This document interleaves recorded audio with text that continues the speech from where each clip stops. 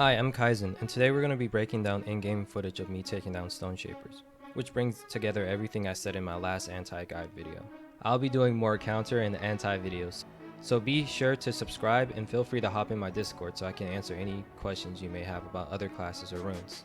That's it for the intro, so let's get started. This first engagement will demonstrate sorcery canceling, rune usage, toxic puddle placements, and kiting.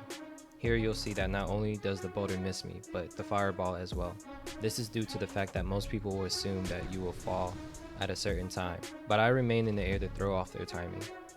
As a side note for sorcery and canceling that I forgot to mention in the last video, is that you can only stay in the air holding your sorcery for about 3 to 4 seconds before gravity enacts its will on you.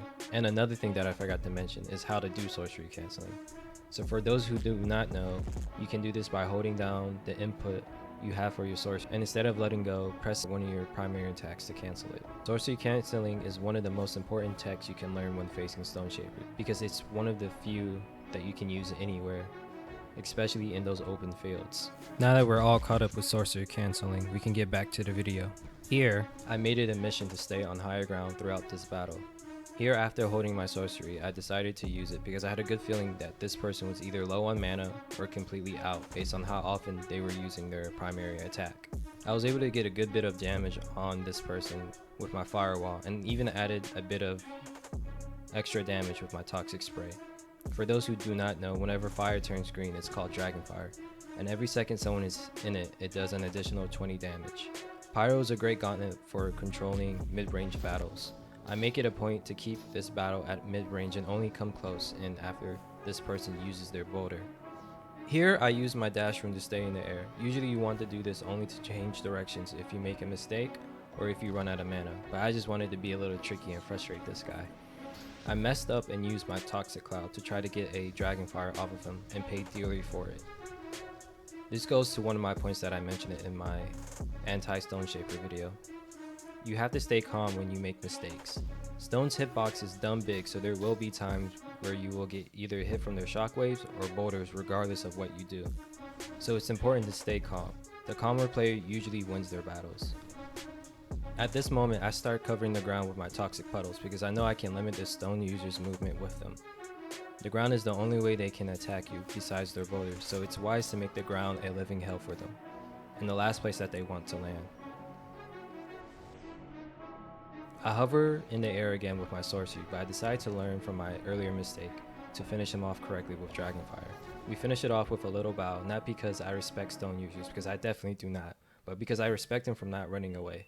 Many of the Stoneshapers I was hunting either had flight or invis as a means to run away, so it was relieving to find one who didn't. This next clip is textbook on how to kite. I constantly change elevations to not give this person an easy chance to use their shockwave.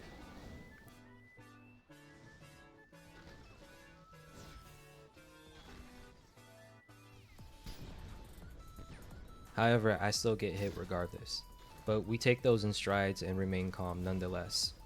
I cover the ground with my toxic puddles, which limits where this person can go. So their only option is to come to me, and I make them pay dearly with Dragonfire. Boom, textbook kiting / baiting in the works right here. At this point, the person attempts to run away, but I continue to apply pressure on them. Normally I will continue this, but a third party really diminished my HP earlier with a blindsided DF, and didn't want to get taken out by them, because this is a survival game at the end of the day, and I like to play the objective of game modes I'm usually in.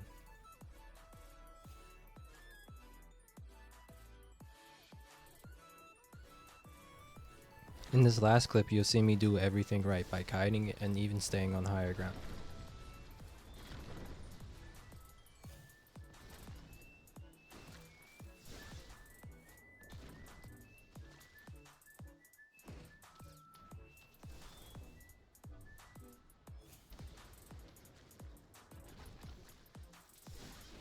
But at the end I get greedy and take damage. It is important to stay calm. Hopefully you see the pattern by now about being calm in battles. With me low, the opponent thinks it's okay to come up and finish me off with lightning, but once again I make a Stoneshaper pay dearly with my firewall and Dragonfire combo. With them on the retreat, I apply pressure to finish them off. That's it for the video. The next anti/how the counter video will be on conduit. But let me know in the comments down below or in my Discord if there's another topic you would like to see. Have a nice day. Kaizen out.